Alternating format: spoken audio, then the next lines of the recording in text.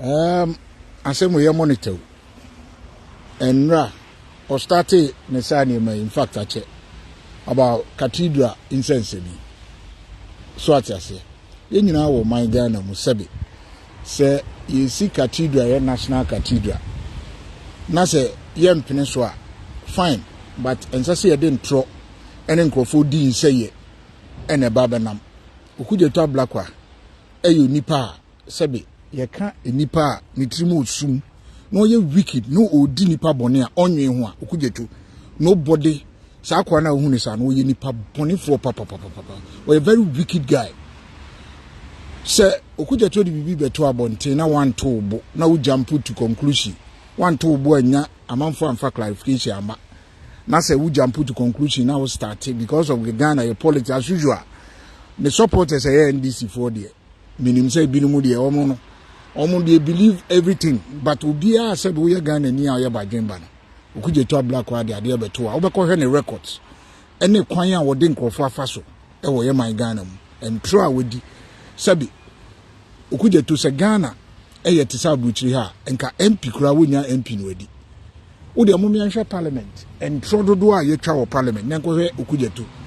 Enye ono na obeka ya ye kokoko vete buache jako obeka ye oni ayarega mo se buache jako krofo bi edisika anko mo be bribe wom a okoma muntaka mudima muntaka edi ni koran ne ma so ye ewi akiri ye hu so o madi ntro sa se mo isi kura ne ye pamom oni ayarega nyina free parliament ye set up committee so evidence ne famra Okudzeto a wodi anim no antimi amfa evidence bi anko ene ne ma case no Parliament here. And you Okudzeto na obekaya.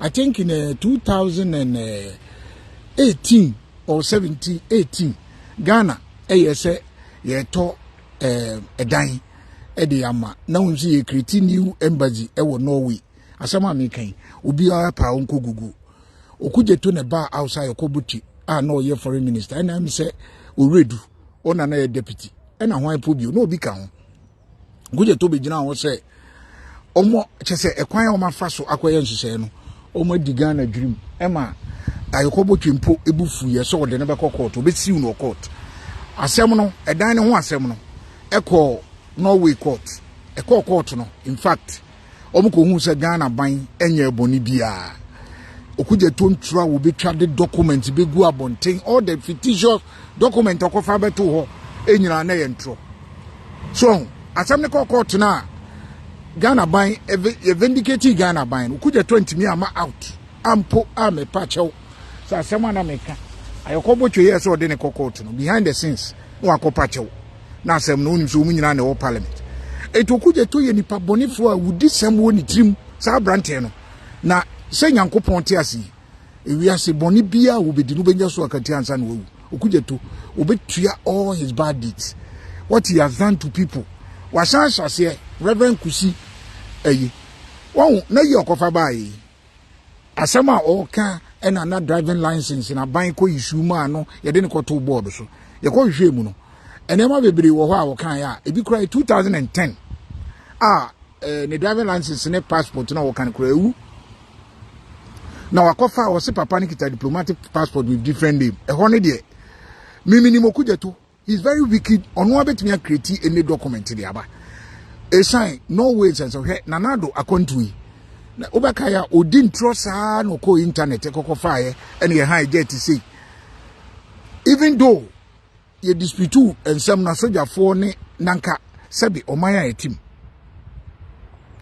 so omaya etim so atase entino pedo obi so aba betro wadwen nya adwuma Steve this time there 2023 there medi matemu is a enche MPP ebakwa to aba how can before you know say nanado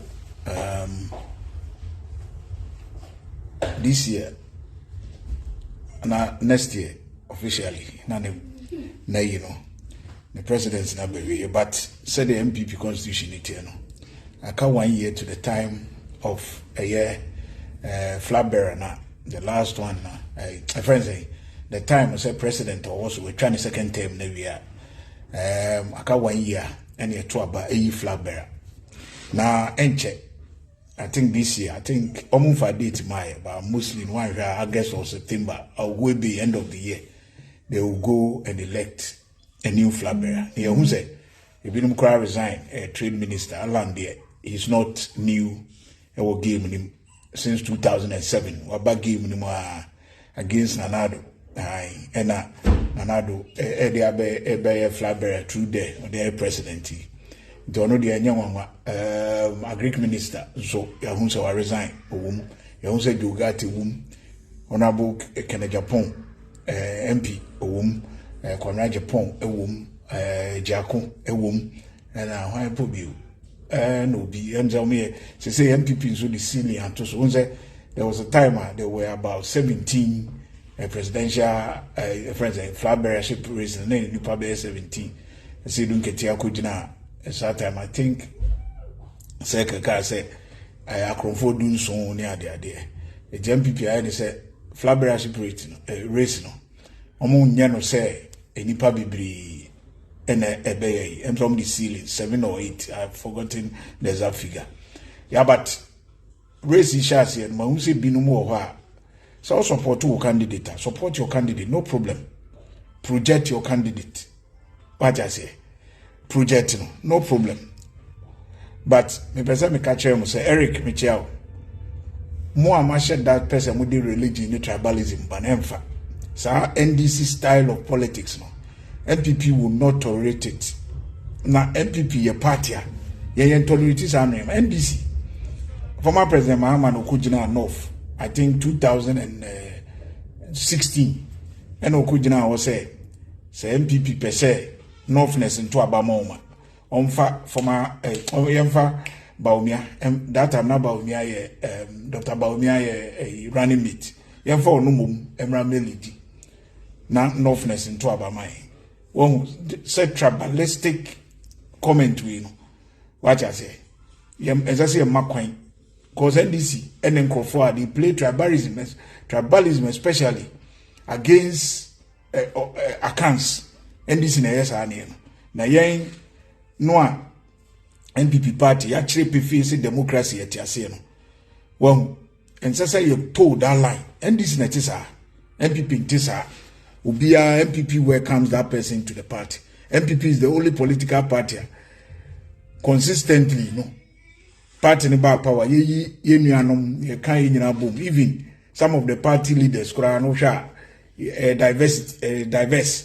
And yet one side you see and Crawford win a wood to me or party in Mentisa. Ubia near Mobia opportunity. If we Omampeni that for time. Even though NDC played the tribal games non accounts no all the time no. Dudona to a good day Dachi Michel. So what I say. 80 Sabi, yeah, to